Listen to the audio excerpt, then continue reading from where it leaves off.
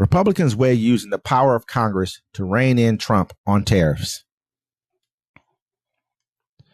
The fallout from President Donald Trump's aggressive new tariffs has spurred Congress into action, with a growing number of Republicans joining Democrats to express interest in using their power to restrain him.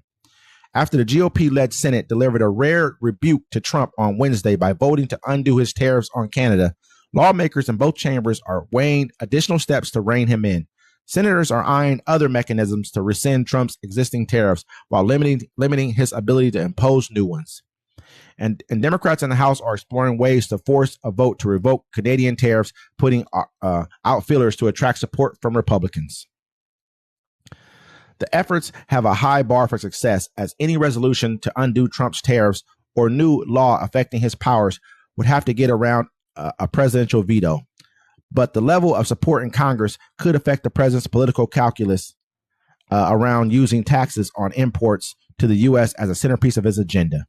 Senator Chuck Grassley of Iowa, a Trump ally who is third in line to the presidency, introduced a bill with Senator Maria Cantwell, a Democrat of Washington, on Thursday that would reassert Congress authority and slap restrictions on the president's power to levy tariffs.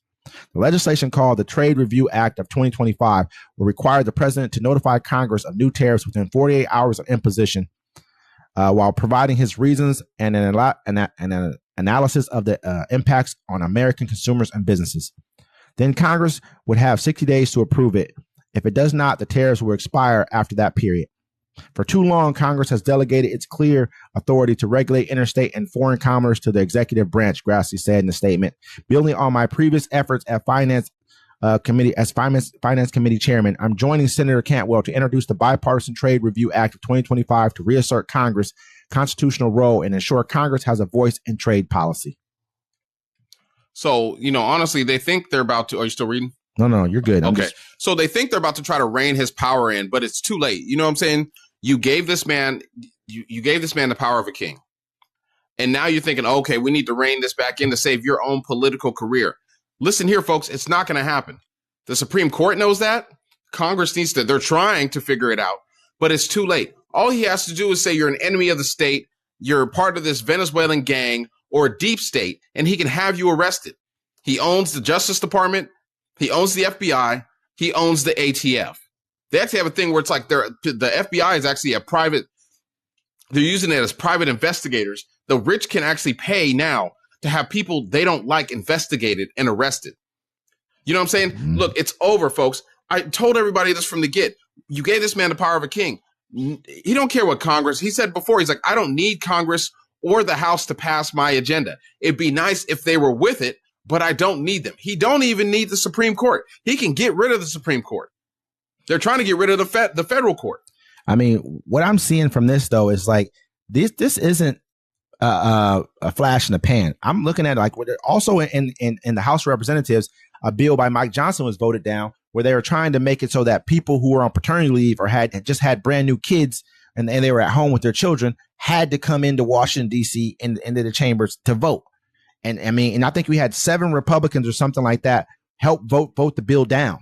I mean, I don't see this. This isn't like something that just happened, like a coincidence, man. Because you can coordinate stuff that way. You could be like, okay, this person's having a baby, you know what I'm saying, are going to be home, or this person's home and this person's sick. Let's try to run this bill through here now. Yeah, I mean, but the bigger thing is like, okay, exactly 4 people voted for this bill in the Senate. I mean, not this bill right here, but the bill we're discussing, right? 4 people. It's 47 Democrats in Congress, 53 Republicans. If only 3 Republicans had voted for it, and it would have been 50-50.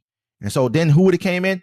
J.D. Vance would have came in and he would have been the tiebreaker on the vote. They sent in 4 of them exactly. They sent in Chuck Grassley, who they know is untouchable. He's the head of the Senate of the Senate. He's the guy up there. I mean, I think Then you also have Rand Paul, who is a libertarian, who they know he can go in there and talk the libertarian talk. Oh, this the co-equal branch and this that he can make it into like a scholastic type of a thing. Oh, this is why I'm doing it. It's because of this reason right here. Then you have 7 Republicans in the House go and vote against another bill. They understand what's going on with Trump, and they don't like it either. They're like, you know what? He's trying to basically usurp us. He's trying to usurp the judges. He's trying to basically get us to go and vote against even letting judges vote against his bills. Like, this shouldn't even, judges shouldn't even be used. Mike Johnson's going along with it, but I think he knows what these guys are doing. Just like Chuck Grassley knows what his caucus is doing. You know what I mean? This isn't a coincidence, guys. This is like a rebellion that we don't really see often from a person who came into power with that kind of a mandate. I guess you would call it, with only 25% of the voting base voting for him, but he won. I mean, he won a lot of states. He won all the swing states. With that kind of a quote unquote mandate, you don't see your first few bills are not even able to be passed. He hasn't passed anything. Think about it. They have not passed anything since he's been in office. And he's been in office, going on 90 days this month? Well, see, the whole thing, there was somebody was trying to introduce a bill where basically he could just go around Congress. And it was a congressman. Did you see that? I mean, yeah, I saw that. Oh, was that when you're No, you're okay. Good. But and so the lady's question, she's like, look, in this bill, you have it in there where he doesn't even have to ask our authority to do anything. And the guy was just like, there's a person behind him telling him what he needs to say. He didn't even know it was it. He's like, really? And he's like, okay, yeah, you can do that. No, it's in the bill. She's like, no, it's not. You know what I'm saying? Like, he doesn't even know what's going on. It's not crazy to see, but we told you from the get what's going to happen. Yeah. And think about it. How long can they fight this? We haven't even made it to the first summer of his presidency. Yeah. We're less than 60 days deep. 60 days deep. And I know I'm tired of talking about it. You know what I'm saying? I can imagine the people out there. Look, they're about to go protest. What day is that? April 5th. Saturday? April 5th. Yeah. This might be out. This might be, what? I ain't getting out there.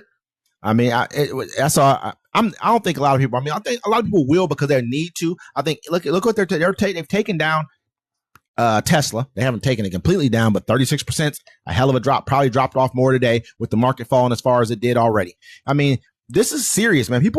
Everyone's understanding what's going on, man. You know what I mean? These Senate Republicans are not just doing this for no reason. His last presidency, when he came to power, everyone was so angry with the Republicans. They stopped him from doing this agenda. It's happened again because his agenda is not good for the country. It's not good for their political careers. And I mean, and you have to look at that for what that means. Bigger than it's the country is being affected. They see that this dude is siding with a foreign power over our allies and over our own country. He's messing up our relationship with our northern neighbor, who can then turn around and say, you know what? Let me go ahead and get a relationship with China. Let me go ahead and let them into the Arctic. Let me go ahead and do. There's a lot of things that can happen, man, because of the decisions that he's making.